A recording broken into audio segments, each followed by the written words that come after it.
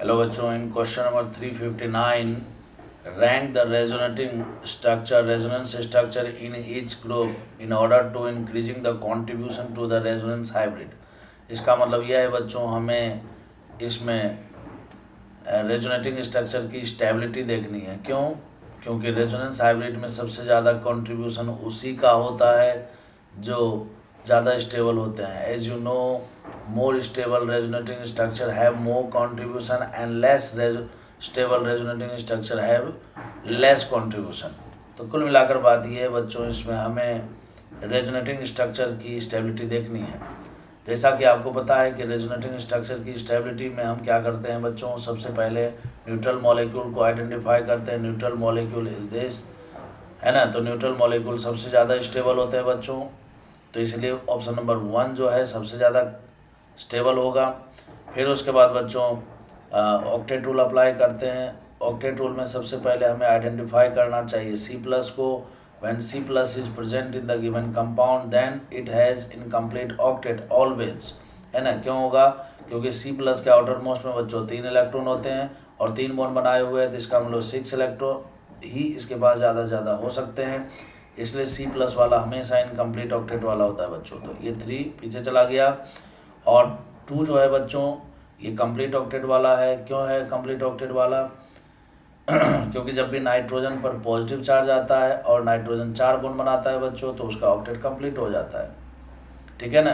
तो N+ के outer most में 4 इलेक्ट्रॉन है, 4 बॉन्ड बनाए हुए हैं, तो कंप्लीट ऑक्टेट है। C- के आउटर मोस्ट 5 इलेक्ट्रॉन है बच्चों, 3 बॉन्ड बनाए हुए, तो कंप्लीट ऑक्टेट है। तो करेक्ट आंसर इसका हो जाएगा 1, 2, 3 एंड 1, 2, 3 के हिसाब से correct option is C। Question number 360. In which of the following compound lone pair of nitrogen is not involved in resonance? इसका करेक्ट आंसर होगा, देखिए सबसे पहले नाइट्रोजन का लोन पेयर रेजोनेंस में इन्वॉल्व है। इसका मतलब यह है कि हमें नाइट्रोजन के लोन पेयर के साथ कंजुगेशन सिस्टम को आइडेंटिफाई करना पड़ेगा। तो बच्चों आप यहाँ पर देखोगे कि lone pair sigma pi conjugation system है, यहाँ पर भी lone pair sigma pi conjugation है, यहाँ पर भी lone pair sigma pi conjugation है और यहाँ पर भी lone pair sigma pi conjugation system है। सारे के सारे ऑप्शन में in all structure lone pair sigma pi conjugation system is present, but in structure A जो पहला स्ट्रक्चर है बच्चों, इसमें रेजोनेंस नहीं होगा। Why resonance will not take place? Because when lone pair will delocalize in conjugation system, then we will obtain the highly unstable structure according to Braid's rule.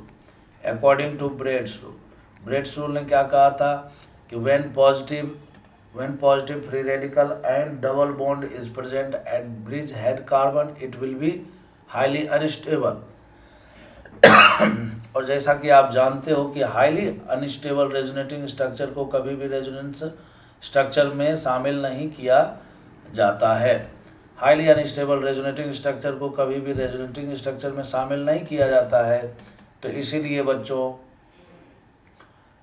इसमें resonance नहीं होगा। क्योंकि जब ये रेजोनेटिंग स्ट्रक्चर ही नहीं होगा तो इसमें रेजोनेंस नहीं होगा, और रेजोनेंस नहीं होगा तो इसका मतलब नाइट्रोजन का लोन पेयर जो है रेजोनेंस में पार्टिसिपेट नहीं किया, और नहीं किया तो बच्चों इसका करेक्ट आंसर क्या हो जाएगा बताइए? ए हो जाएगा।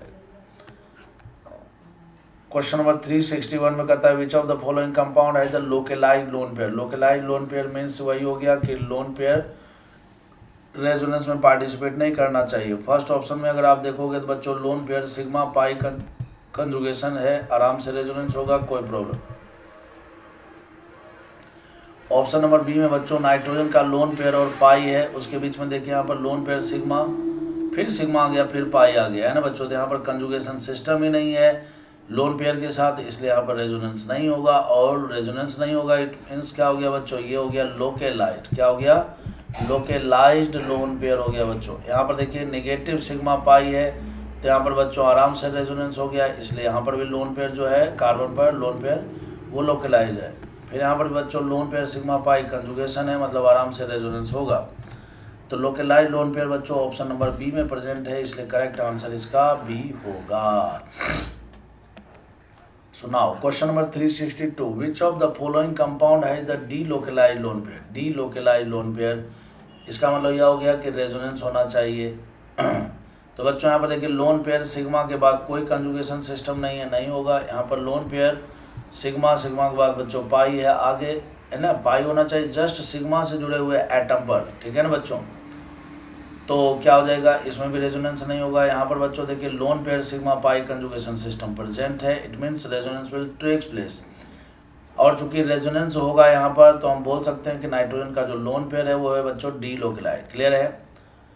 ऑप्शन नंबर डी में नाइट्रोजन का लोन पेयर है, फिर उसके बाद सिग्मा भी है, बट सिग्मा के बाद यहाँ पर बच्चों पाई नहीं है। अब आपको लगेगा सर यहाँ तो पाई है, बच्चों पाई है तो सिग्मा भी है, ठीक है ना। तो लोन पेयर के बाद सिग्मा तो है, बट लोन पेयर के बाद सिग्मा तो है लेकिन उसके आगे कोई पाई नहीं दिख रहा है, इसलिए यहाँ पर भी ये लोकेलाइट है। ओके, नाउ क्वेश्चन नंबर 363 में बच्चों रेजोनेंस हाइब्रिड पूछा है। रेजोनेंस है, आपको पता है इसके 3 रेजोनेटिंग स्ट्रक्चर बनेंगे और तीनों के तीनों इक्वल रेजोनेटिंग स्ट्रक्चर बनेंगे बच्चों। एक बार O- इन दोनों में बनेगा, डबल बॉन्ड यहाँ पर बनेगा बच्चों, मतलब एक बार डबल बॉन्ड तीनों बनेंगे, सीधी सीधी बात। एक बार डबल बॉन्ड तीनों को बना दीजिए, ऐसा बनेगा। तो जब आप रेजोनेंस हाइब्रिड बनाएंगे बच्चों तो यहाँ पर क्या बनेगा, कैसे बनेगा, ठीक है ना। यहाँ से इस तरह से आप बना दीजिए, पाई इलेक्ट्रॉन तीनों में इस तरह से बराबर डिस्ट्रीब्यूट कर दीजिए, बना दिया। अब बच्चों हमारे पास चार्ज कितना है, टोटल चार्ज कितना है, तो -2 है। कितना है बच्चों, -2 है। तो ये तीनों में डिस्ट्रीब्यूट होगा तो बच्चों 2/3, फिर -2/3, -2/3, तीनों में डिस्ट्रीब्यूट हो जाएंगे इक्वली, क्योंकि इक्वल रेजोनेटिंग स्ट्रक्चर है बच्चों। तो करेक्ट आंसर इसका ए हो जाएगा। अब इसके बाद बच्चों क्वेश्चन नंबर 364 में बोलता है in which of the following compound steric inhibition of resonance, मतलब SIR इफेक्ट के बारे में पूछा है बच्चों। SIR इफेक्ट क्लियर है, क्या होता है SIR, पहले तो ये समझिए। देखिए बच्चों, जब बेंजीन के इस कार्बन पर कोई ग्रुप लगा हो, जैसे मान लीजिए NO2 ग्रुप लगा हो या कार्बोक्सिलिक ग्रुप लगा हो, मैंने ऐसा ग्रुप लगा हो जो इसके साथ रिंग के साथ रेजोनेंस कर रहा हो। पहली कंडीशन तो ये है कि ऐसा ग्रुप होना चाहिए जो रिंग के साथ रेजोनेंस करे। क्लियर है बच्चों, एज फॉर एग्जांपल में NO2 ले लिया। फिर उसके बाद जब इसके ऑर्थो पोजीशन पर कोई बल्की ग्रुप प्रेजेंट होता है, जब इसके ऑर्थो पोजीशन पर बल्की मतलब बड़े साइज का ग्रुप होता है बच्चों, तो ये जो NO2 के साथ रेजोनेंस हो रहा था ना, ये रेजोनेंस रुक जाता है, नहीं हो पाता, इनहिबिट हो जाता है, ठीक है ना। फिर से सुनिए, सबसे पहला कंडीशन ये है कि बेंजीन से एक ऐसा ग्रुप जुड़ा होना चाहिए जो रेजोनेंस करता हो। तो जैसे देखिए ऑप्शन नंबर ए में बच्चों बेंजीन से ये तीनों ग्रुप में से कोई भी रेजोनेंस नहीं कर रहा है, खत्म हो गया। इसमें देखिए NO2 का रेजोनेंस होगा, तीनों में हो रहा है। क्लियर है। फिर उसके बाद पहला कंडीशन तो है कि बेंजीन से एक ऐसा ग्रुप जुड़ा होना चाहिए जिसमें उस ग्रुप का बेंजीन के साथ रेजोनेंस होना चाहिए। क्लियर है। दूसरी कंडीशन ये है कि ऑर्थो पोजीशन पर बल्की ग्रुप, बड़े साइज के ग्रुप प्रेजेंट होने चाहिए। ऑर्थो पोजीशन पर क्या होने चाहिए, बड़े साइज के ग्रुप प्रेजेंट होने चाहिए, ठीक है ना बच्चों। तो आप देखो यहाँ पर इस ऑर्थो पर बड़े साइज का ग्रुप इधर भी है और इधर भी है।